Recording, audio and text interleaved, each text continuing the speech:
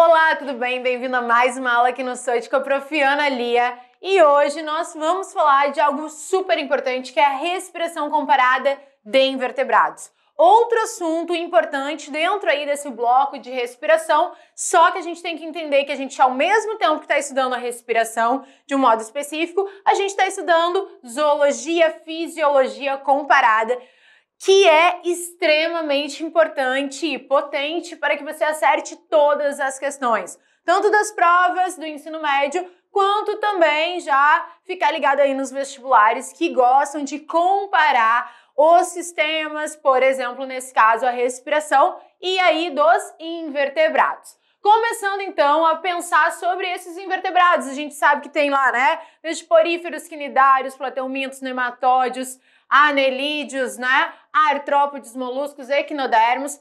Esses invertebrados todos têm diferentes formas ali de obter, por exemplo, a sua energia necessária e o oxigênio, digamos assim, para esse metabolismo acontecer. E essa respiração comparada dos invertebrados é significativamente diferente para cada um dos grupos, né? E cada um, devido a essa diversidade, vai apresentar adaptações específicas em relação a isso.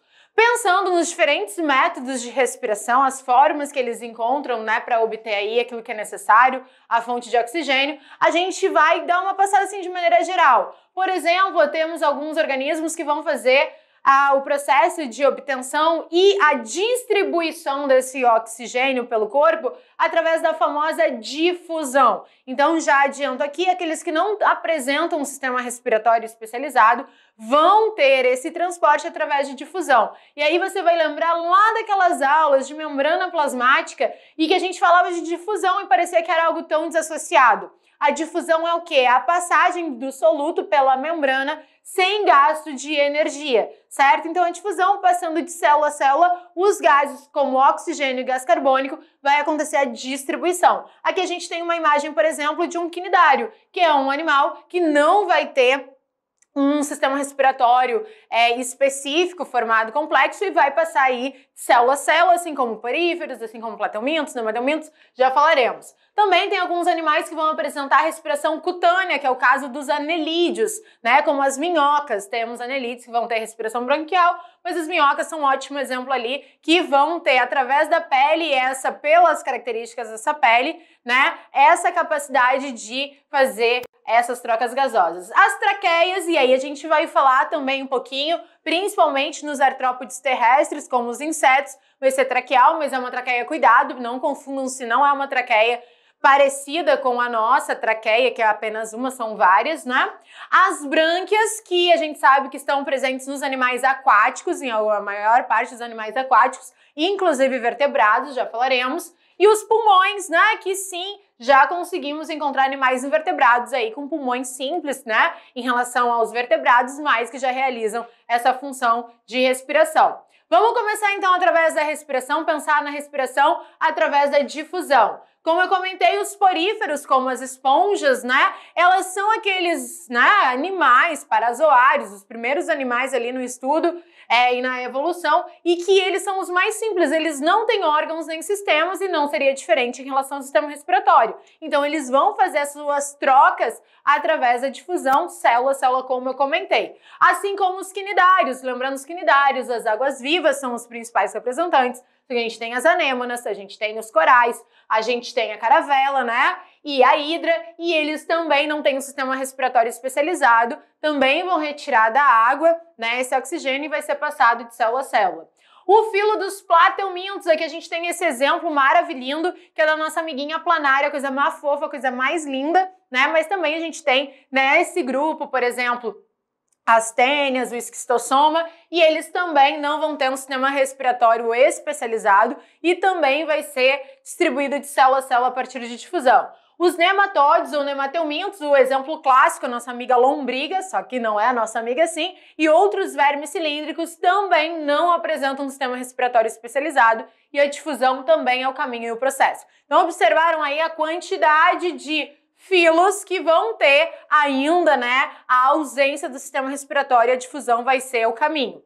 Além disso, né, podemos dizer, reforçando, que a gente considera que esses animais têm um sistema respiratório ausente. Agora falando dos anelídeos, eles são aqueles que ainda vão ter o sistema respiratório ausente, só que a questão da respiração cutânea, ou seja, as trocas gasosas, serem fundamentais, né? A pele ser fundamental para que ela aconteça, é super importante nessa situação aqui. E além disso, a gente já vai para uma outra característica. A pele fina, há um muco presente nessa pele e altamente vascularizada, ou seja, cheia de vasos sanguíneos, o que vai permitir essa troca gasosa, o oxigênio chegando e o gás carbônico saindo. E também isso justifica por que esses animais, sempre lembre que esses animais que utilizam a pele como respiração cutânea, eles vão ter uma sensibilidade à luz solar. E por isso é uma das razões que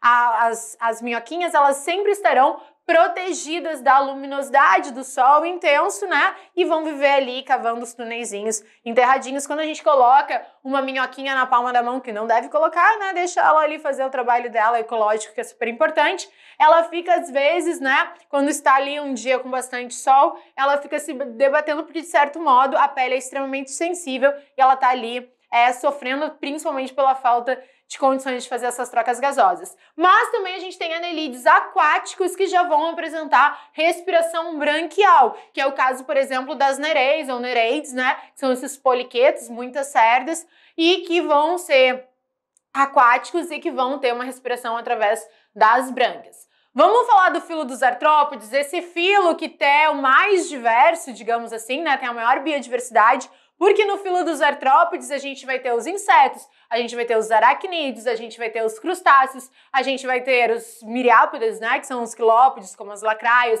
os diplópodes, como são os popularmente chamados piolho de cobra, ou seja, existe uma grande diversidade.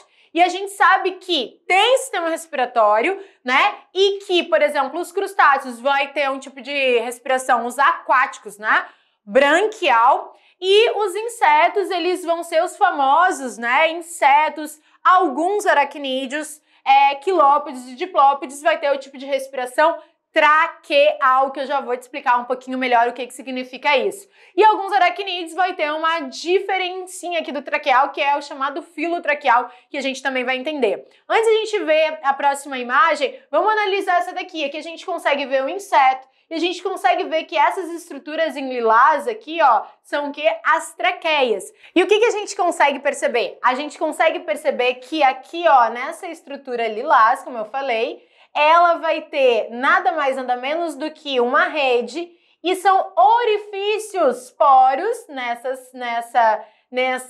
estrutura, que vai captar o oxigênio, esse oxigênio vai chegar diretamente nos tecidos, assim como essa traqueia vai capturar o gás carbônico e liberar diretamente para o ar. Se você observar aqui, ó, nessa imagem, a gente vai conseguir entender um pouquinho melhor. Olha só uma traqueia vista de perto, o oxigênio chegando, esse oxigênio chegando diretamente aos músculos, aos tecidos, essas células aqui já devolvendo o gás carbônico, afinal elas fazem respiração celular, devolvendo o gás carbônico CO2, que já vai ser lançado diretamente ao ambiente, e as traqueias serão espalhadas por todo o corpinho. Então, meu bem, quando a gente está colocando aquele famoso inseticida no ambiente para ali diminuir, né, os insetos, por exemplo, os mosquitos, o que a gente está fazendo? Passando uma substância tóxica que vai diretamente ser absorvida aqui pelas traqueias e chegar rapidamente nos tecidos, causando ali a letalidade dos animaizinhos que a gente quer combater naquele momento, né?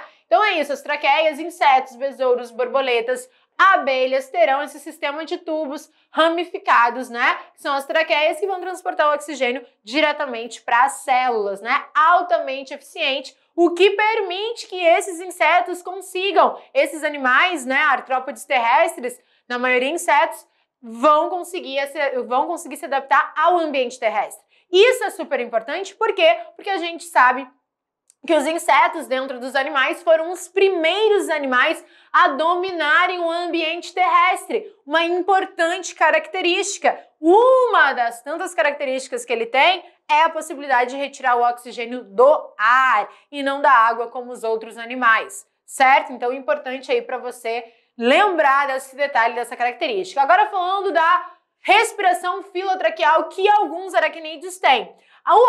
Esses aracnídeos, algumas aranhas, escorpiões, eles vão ter uns tubos bem fininhos chamados filotraqueias, né? E elas vão ser bem semelhantes ao tipo de respiração traqueal, e aqui a gente consegue observar, em muitas questões ainda fala que os aracnídeos têm pulmões foliáceos, né? Esses pulmões foliáceos, se você observar, vai conseguir perceber que eles são formados por esse zigue-zague, que são essas filotraqueias, que vão ter essa troca super eficiente com o ar de oxigênio e que vai ser lançado diretamente aí também para o corpinho do animal. Agora, artrópodes como crustáceos aquáticos, moluscos aquáticos, anelídeos aquáticos, eles vão ter o tipo de respiração qual? Branquial. As brânquias. Aqui a gente tem uma imagem, por exemplo, de um poliqueto, um anelídeo ali aquático, que as brânquias estão aqui, ó, localizadas nessa região. Aqui a gente tem a imagem, por exemplo, de um bivalve, um molusco aquático, né? Como um marisco, uma estilhão, uma ostra, e que eles também terão brânquias que vão fazer as trocas gasosas, ou ainda um artrópode crustáceo que também terão brânquias. Outro detalhe importante, desculpa aqui, ó, outro detalhe importante é que esses invertebrados aquáticos, ou os moluscos, ou os poliquetos, eles têm essas brânquias especializadas e que normalmente, não é que esse é o caso, mas a grande parte tem brânquias internas, certo? Então, normalmente um pouquinho mais protegidas, extremamente eficientes para retirada de oxigênio da água. Então, lembrando que essa é a diferença, né? Eles conseguem retirar o oxigênio dissolvido na água, diferente dos animais terrestres que vai ser dissolvido do ar. E no filo dos moluscos, como a gente já falou, os que são aquáticos vão fazer as trocas gasosas, né? Através das estruturas branquiais, os quitenídeos, né? Ficam na cavidade do manto, trocam gases com a água corrente, né? E em alguns casos pode acontecer trocas cutâneas. Então, algumas lesmas, alguns gastrópodes vão ter trocas cutâneas. Isso é bastante importante e interessante. Também por isso que esses animais estão ali protegidos da radiação solar. E agora, mais importante, um detalhe fundamental. Os moluscos gastrópodes terrestres, eles vão ter os chamados pulmões primitivos.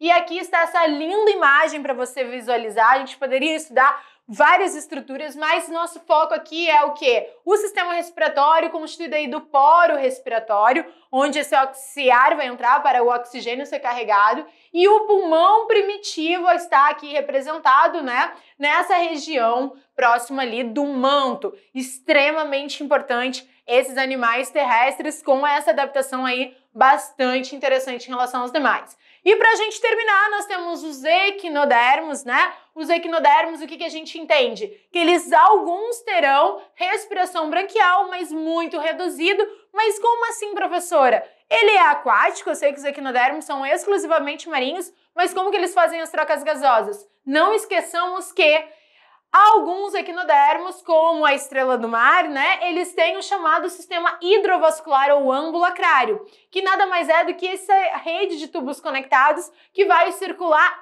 água, justamente a água do ambiente. E essa água do ambiente vai ter o oxigênio. Então, essa água circulando a parte interna do animal, o oxigênio vai estar disponível ao longo do corpinho do animal e dali mesmo que ele vai retirar esse oxigênio. Então, por isso que é reduzido por conta desse sistema hidrovascular ambulacrário que dá conta do recado de distribuir uniformemente esse oxigênio.